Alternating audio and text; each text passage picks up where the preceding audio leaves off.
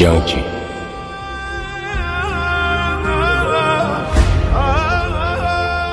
Badaviy tarixiy asar. 19-qism. Odamlar qoqoqlab kulishib, daryoga cho'milib suv ichadi. Talutning atrofida mingga yaqin jangchi qoldi. Sabr qilinglar, dedi Talut. Uning yenidan Shamil alayhissalom, Davud va raqib o'rin oldi.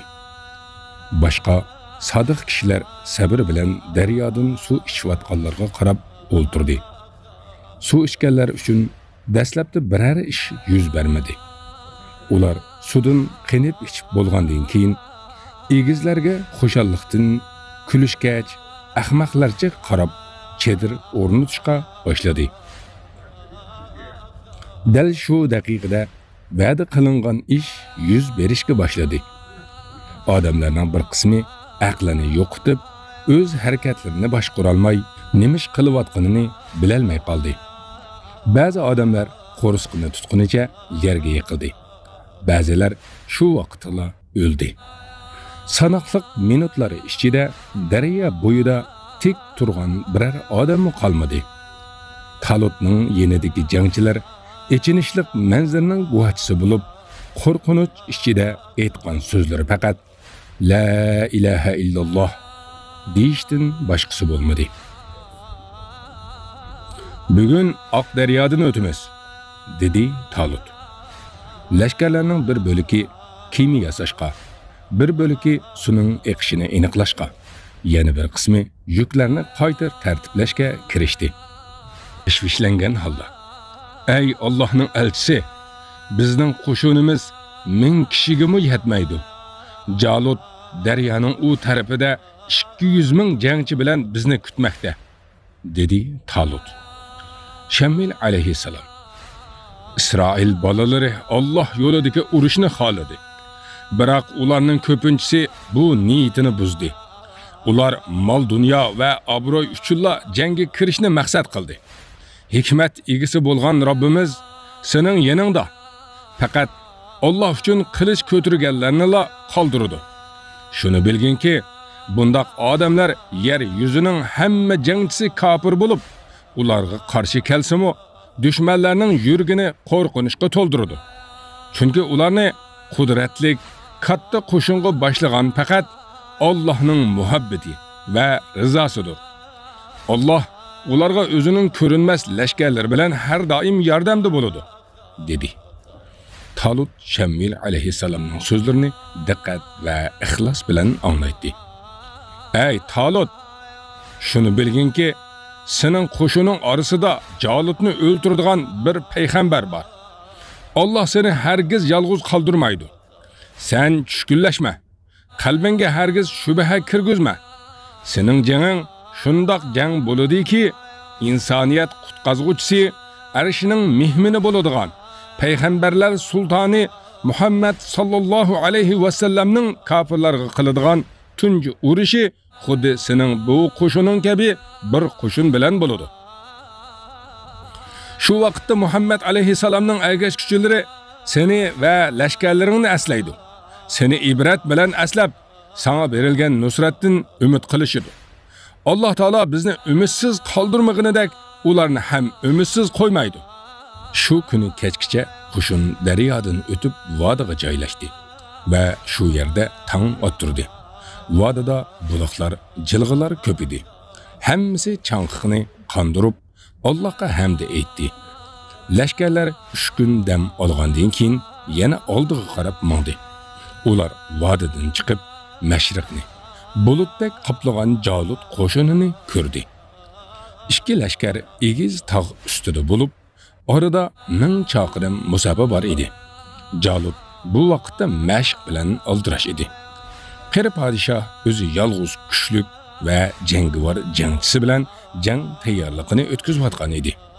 Butun qo'shin podshohning urushga mohir ekanligidan hayron edi. Jalut qilichvozlikda, nayzavozlikda chabdas bo'lib, kuch-quvvatda tangsiz edi. U hamma janglarda jang maydonida bo'lib, lashkarlarni ruhlantirib keldi. Düşmanlarning nazarida ular Jalut degan ismni anglasa, xiyolida yengilmas jangchi paydo bo'ladi. Padişah ko'p vaqtini mashqlarga sarf qiladi. Lashkarlarga bak g'amxo'r va qattiq qo'l edi. Uningga Talut qushini daryodan kesib o'tganligini aytdi. Jalut mashqni to'xtatdi va ularni ko'rish uchun maxsus egiz taqqa chiqdi. Bir necha lashkar chidir tikayotgan edi. U kulkidan o'zini to'xtatolmagan edi. "Ey Saqfoba, ana ularga qara!" dedi qaqoqlab kulib.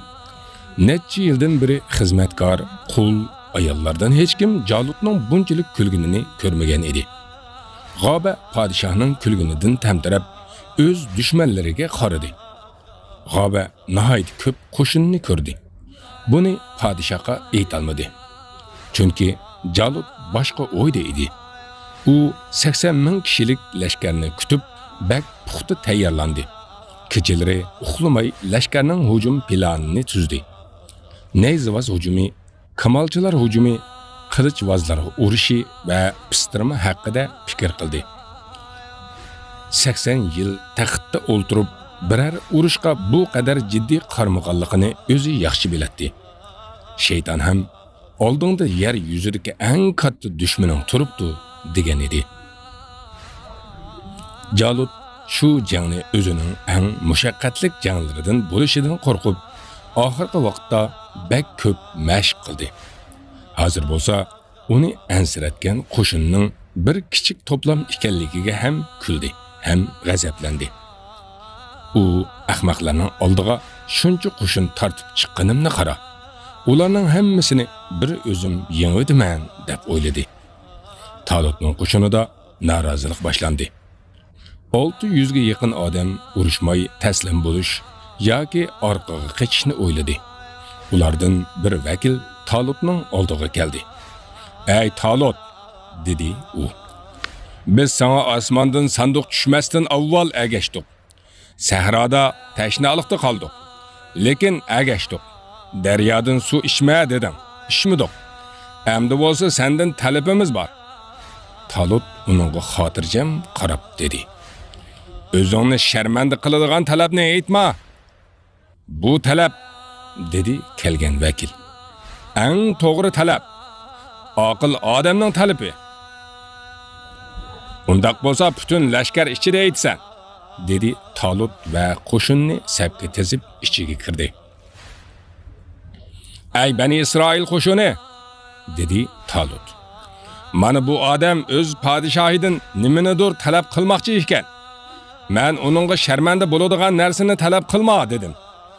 Menga talabi eng to'g'ri talab ekanligini aytdi. Men bo'lsam butun lashkar ichida talabingni bayon qilg'in dedim. Mana u. Gap qil. Balkim sana o'xshash talabi bor bo'lganlar ham jim o'ltirgan bo'lishi mumkin. Sen orqali ularmi dardlarini bayon qilar. So'zla." Talabkor bak horg'in va umidsiz turgan lashkarga qarab, ullik ovozda gap boshladi. "Ey Talut, sening Alloh taolagan podshoh ekanligingga hammadan avval ishondik. Sahroda tashna bo'lsaqmi, yeningda qoldik. Daryodan suv ichmidik. Ya'ni hamisha sening itoatingda bo'ldik. To'g'rimi?" "To'g'ri," dedi Talut uning gapini tasdiqlab. "Menga bo'ysunib ziyon ko'rdingmi? Pushaymon qildingmi?" "Yo'q, aman qoldik. Mushu vaqtgacha sening deganingni qildik. Endi bizning aytqinimizni qil. Sen nimani xohlaysan?" dedi Talut. Talabkor yaxshi nafas elib olib, maqsadini dedi. "Biz Jalutga qarshi urush qila olmaymiz. Taqatimiz yetmaydi. Bizni elib orqaga qaytqin." Hammani jimjitlik qopladi. Talut talabkorga qattiq tikildi va qo'shinining oldiga chiqib, "Buning aytqinini xohlayotganlar lashkarlar orasidan chiqib, mana bu tarafga tizilinglar," dedi. Bir necha daqiqa ichida qo'shinning 3dan 2 qismi urushni xohlamaydiganligini bildirib safdan chiqdi. Talut Shammil alayhissalomga qaradi. Shammil alayhissalom tugisini choptirib o'ttirg'a chiqdi va Allohga munosib maqtoshlarni aytgandan keyin so'z boshladi.